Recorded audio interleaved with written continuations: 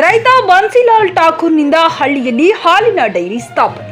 ಬೀದರ್ ಜಿಲ್ಲೆಯ ಹುಮ್ನಾಬಾದ್ ತಾಲೂಕಿನ ಚಿಕ್ಕಹಳ್ಳಿಯಾಗಿರುವ ಮೊಘನೂರ್ ಗ್ರಾಮದಲ್ಲಿ ಬನ್ಸಿಲಾಲ್ ಠಾಕೂರ್ ಎಂಬ ರೈತನ ಮಗ ಅಜಯ್ ಸಿಂಗ್ ಶಾಲೆ ಕಲಿತು ಹೆಚ್ಚಿನ ಶಿಕ್ಷಣಕ್ಕೆ ದಾಖಲಾತಿ ಪಡೆಯಬೇಕೆಂದಾಗ ಕಾಲೇಜುಗಳ ಫೀ ಹೆಚ್ಚಿರುವುದರಿಂದ ತನ್ನ ತಂದೆಗೆ ತಾನೂ ಕೂಡ ಅವರ ಜೊತೆ ಕೃಷಿ ಮಾಡಿ ಎಮ್ಮೆಗಳನ್ನ ತಂದು ಹಾಲಿನ ಡೈರಿ ಮಾಡೋಣ ಎಂದು ಹೇಳಿ ಚಿಕ್ಕ ಊರಲ್ಲಿ 5 ಎಮ್ಮೆ ಹಾಗೂ ಆಕಳು ತಂದು ರೈತ ಬನ್ಸಿಲಾಲ್ ಹಾಲಿನ ಡೈರಿ ತೆರೆದಿದ್ದಾರೆ. ಡೈರಿಯನ್ನು ಹುಮ್ನಾಬಾದ್ ಶಾಸಕರ ಸಹೋದರ ಸಂತೋಷ್ ಪಾಟೀಲ್ ಅವರಿಂದ ಉದ್ಘಾಟನೆ ಮಾಡಲಾಯಿತು.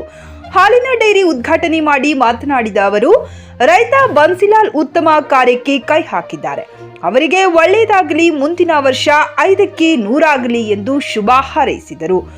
JK news Kannada, Humnabad. ಇದು ಭ್ರಷ್ಟರ ಪಾಲಿಗೆ ಸಿಂಹ ಸ್ವಪ್ನ. Sangam Electronics and Home Appliances. All types of home appliances are available at Sri Veerabhadra Complex opposite DCC Bank, Main Road, Humnabad.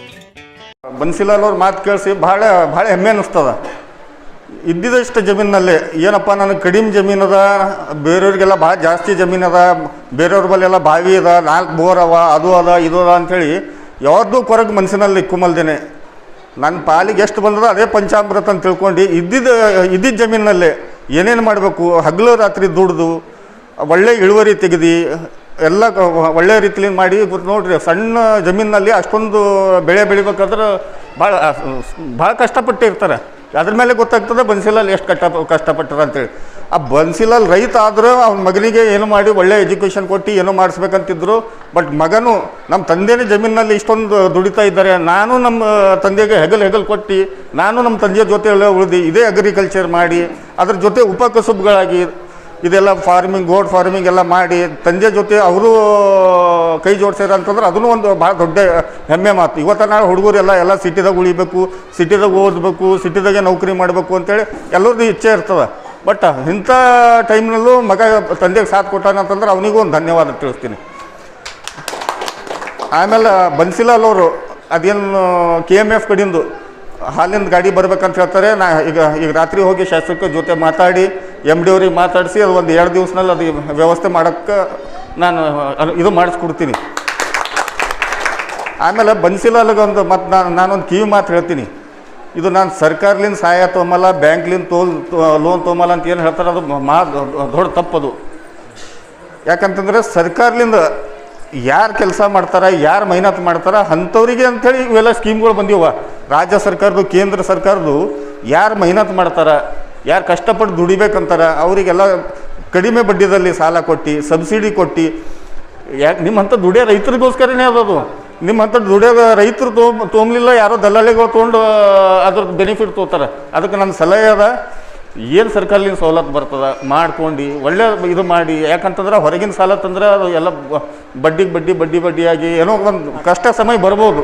ಅದಕ್ಕೆ ಸರ್ಕಾರದಿಂದ ಅದು ಏನು ಬರ್ತದೆ, ನೀವು ನಾಳೆ ನಾಡ್ದು ಬಂದಾಗ ಎಲ್ಲ ಮನೆಗೆ ಬಂದು ಕುಂತು ಮಾತಾಡ್ರಿ. ಯಾಕಂತಂದ್ರೆ ನಮ್ಮ ಅಣ್ಣ ತಮ್ಮರು ಇದ್ದಂಗೆ ಬನ್ಸಿಲಾಲ್ ಅಂತಂದ್ರೆ ನಮ್ಮ ಫ್ಯಾಮಿಲಿ ಮೆಂಬರು. ಈಗೆಲ್ಲ ಅವರು ಹೇಳಿದ್ರು. ಅದಕ್ಕೆ ಇನ್ನೊಮ್ಮೆ ಪೂರ ಬನ್ಸಿಲಾಲ್ಗೆ ಮತ್ತು ಇಡೀ ಠಾಕೂರ್ ಕುಟುಂಬಕ್ಕೆ ಧನ್ಯವಾದ ತಿಳಿಸಿ ಒಂದು 2 ಮಾತು. ಆತ್ಮೀಯ ವೀಕ್ಷಕರೇ ನಮಸ್ಕಾರ. ನಾವಿವತ್ತಿನ ಬೀದರ್ ಜಿಲ್ಲೆ ಹುಮ್ನಾಬಾದ್ ತಾಲೂಕಿನ ಮುಗನೂರು ಗ್ರಾಮದಲ್ಲಿದ್ದೀವಿ.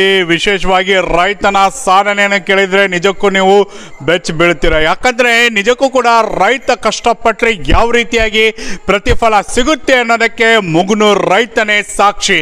ಹಾಗಿದ್ರೆ ಬನ್ನಿ ಆ ರೈತ ಮಾಡಿದಾದ್ರೂ ಸಾಧನೆ ಏನು ಅನ್ನೋದನ್ನು ನಾವು ನಿಮಗೆ ತೋರಿಸ್ತೀವಿ. ಸರ್ ನಮಸ್ಕಾರ. ನಮಸ್ಕಾರ. ನಾನು ಬನ್ಸಿಲಾಲ್ ಅಂತೇಳಿ ರಾಜ್ಪೂತ್.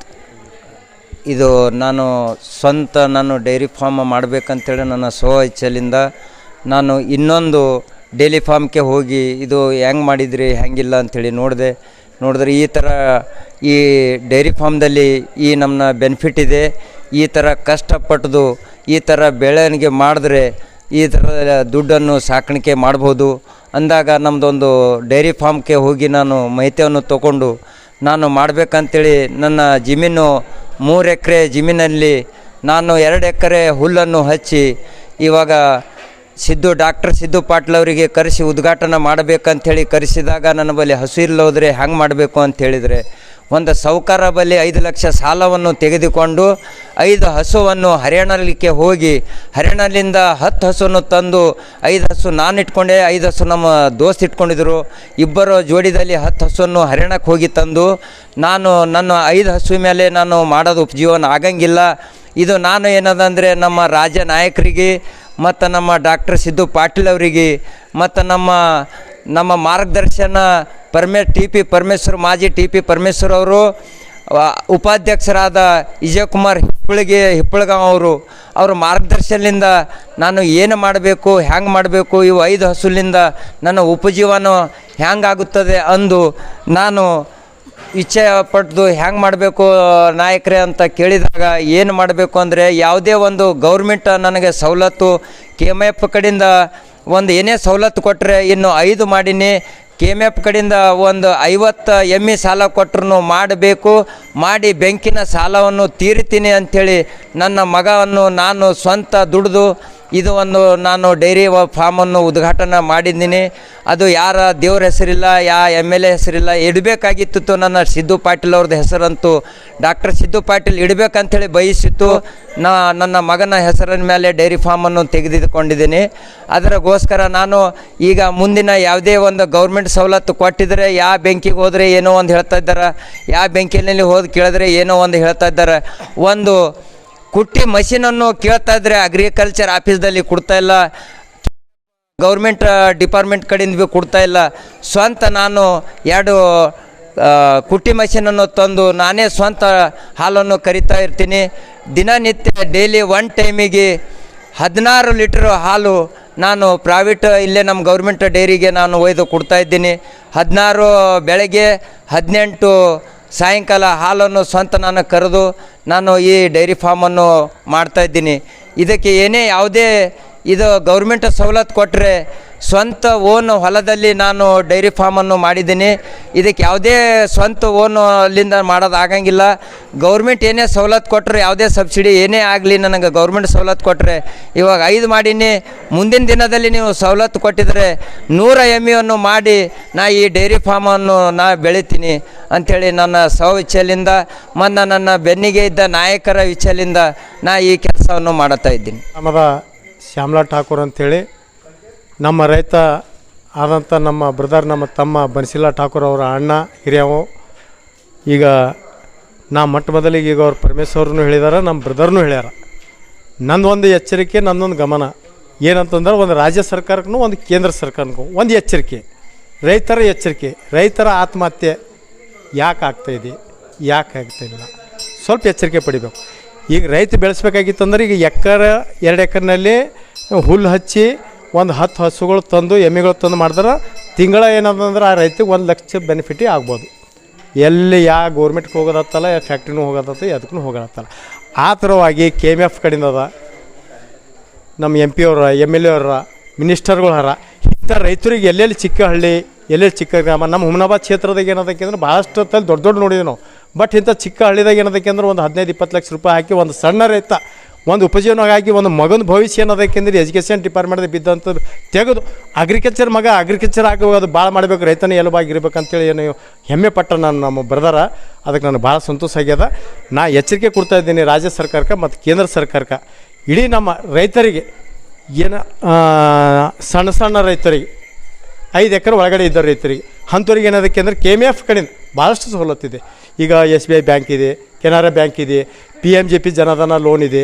ಇಂಥದ್ದು ಅಧಿಕಾರಿಗಳು, ನಮ್ಮ ಬೀದರ್ ಜಿಲ್ಲಾದ ಅಧಿಕಾರಿಗಳಿಗೂ ಎಚ್ಚರಿಕೆ ಕೊಡ್ತಾ ಇದ್ದೀನಿ. ತಾವು ಗೋರ್ಮೆಂಟ್ ಸಂಬಳ ತೊಗೋತಾ ಇದ್ದೀರಿ, ಯಾವ ತಾಲೂಕಿನಲ್ಲಿ, ಯಾವ ಗ್ರಾಮದಲ್ಲಿ, ಯಾವ ರೈತರು, ಯಾವ ಥರ ಆಗ್ತಾಯಿದೆ, ಈಗ ನಿಮ್ಮ ಮೀಡಿಯಾ ಮುಖಾಂತರ ಹೇಳ್ತಾ ಇದ್ದೀನಿ. ತಾವು ಮೀಡಿಯಾ ನೋಡಿಕೊಂಡು ಎಚ್ಚೆತ್ತುಗೊಳ್ಟು ಇಂಥ ರೈತರಿಗೆ ತಾವು ಬಂದು ಏನದಕ್ಕಿದ್ರೆ ಸಹಕಾರ ಮಾಡಿದ್ರೆ ತಮಗೂ ಒಳ್ಳೇದಾಗ್ತದೆ, ಆ ರೈತಗೂ ಒಳ್ಳೆಯದಾಗ್ತದೆ. ಈ ರೈತನ ಒಳ್ಳೇದಾಗಿ ನೋಡಿ ಮತ್ತೊಂದು ರೈತನ ಡೆವಲಪ್ ಆಗ್ಕೊತಾ ಇರ್ತಾನೆ. ಅದಕ್ಕಾಗಿ ನಾವು ಏನದಕ್ಕಿಂತ ಪಾಕೆಟ್ ಹಾಲೋದು ತೊಗೊಂಡು ಜ್ವರ ಹತ್ತಂಗಿಲ್ಲ. ಅದಕ್ಕೆ ಅಧಿಕಾರಿಗಳದ PMJP ಲೋನ್ ಅಂತದ, ಅದು ನಮ್ಮದು ಏನದಕ್ಕಿಂದ್ರೆ ಗ್ರಾಮೀಣದಾಗ 35 ಸಬ್ಸಿಡಿ ಅದ. ಒಂದು 4 ಲಕ್ಷ ರೂಪಾಯಿ ಲೋನ್ ಕೊಟ್ಟರಂದ್ರೆ 1.5 ಲಕ್ಷ ರೂಪಾಯಿ ಸಬ್ಸಿಡಿ ಬರ್ತದೆ. ಈಗ ಬ್ಯಾಂಕಿನವ್ರು ಕೊಡ್ತಾ ಇದ್ದಾರೆ, ಆ ಬ್ಯಾಂಕಿನ ಥ್ರೂನೂ ಆಗಬೇಕು. ಬಟ್ ಏನೂ ಕೆಲಸ ಮಾಡೋದವ್ರಿಗೆ ಅಂಥವ್ರಿಗೆ ಸಹಾಯ ಮಾಡತ್ತಾರೆ, ಬ್ಯಾಂಕಿನವ್ರು ಮಾಡ್ತಾರೆ, ಮತ್ತೇನೋದಕ್ಕೆಂದ್ರೆ ಡಿಪಾರ್ಟ್ಮೆಂಟ್ದವ್ರು ಮಾಡತ್ತಿರ್ತಾರೆ. ದಯವಿಟ್ಟು ನಾನು ಕೈ ಮುಗಿದು ಕೇಳ್ತೀನಿ, ರಾಜ್ಯ ಸರ್ಕಾರದ, ಕೇಂದ್ರ ಸರ್ಕಾರದ ಮತ್ತು ಜಿಲ್ಲಾದ ನಮ್ಮ ಅಧಿಕಾರಿಗಳಿಗೆ ಇಂಥ ರೈತಗಳಿಗೆ ನಮ್ಮ ಬ್ರದರ್ ಅಂತಿಲ್ಲ, ನಮ್ಮ ಇಡೀ ಜಿಲ್ಲಾದಾಗ ಯಾರು ರೈತರಿಗೂ ಏನದಕ್ಕೆ ಅಂದ್ರೆ ಸ್ವಲ್ಪ ಹೋಗಿ ತಾವು ಸಹಾಯ ಮಾಡಿದ್ರೆ ಭಾಳ ಒಳ್ಳೇದಾಗ್ತದೆ ಅಂಥೇಳಿ. ಒಂದು ಚಿಕ್ಕ ಗ್ರಾಮ ಮುಗ್ನೂರು ಅಂತಕ್ಕಂಥ ಹಳ್ಳಿಯಲ್ಲಿ ಒಬ್ಬರು ಬನ್ಸಿಲಾಲ್ ಅಂತಕ್ಕಂಥ ಠಾಕೂರ್ ಅವರು ತಾವು ಮನಸ್ಸು ಮಾಡಿದ್ರೆ ಏನು ಬೇಕಾದರೂ ಸಾಧನೆ ಮಾಡ್ಬೇಕಂತಂದು ತಮ್ಮ ಸ್ವ ಇಚ್ಛೆಯಿಂದ ಒಂದು ಡೈರಿ ಓಪನ್ ಮಾಡಿದ್ದಾರೆ. ಅದಕ್ಕೆ ತಮ್ಮ ಮಗನಿಗೂ ಏನಾದರೂ ಅವರು ದೊಡ್ಡ ಸಾಫ್ಟ್ವೇರ್ ಇಂಜಿನಿಯರು ಡಾಕ್ಟ್ರು ಏನೋ ಮಾಡಬೇಕಿತ್ತು. ಅವನಿಗೂ ಒಬ್ಬ ರೈತನ ಮಗ ರೈತನೇ ಆಗಬೇಕು, ರೈತರಲ್ಲಿಂದ ಇಡೀ ದೇಶ ಮುನ್ನಡೀತಾ ಇದೆ.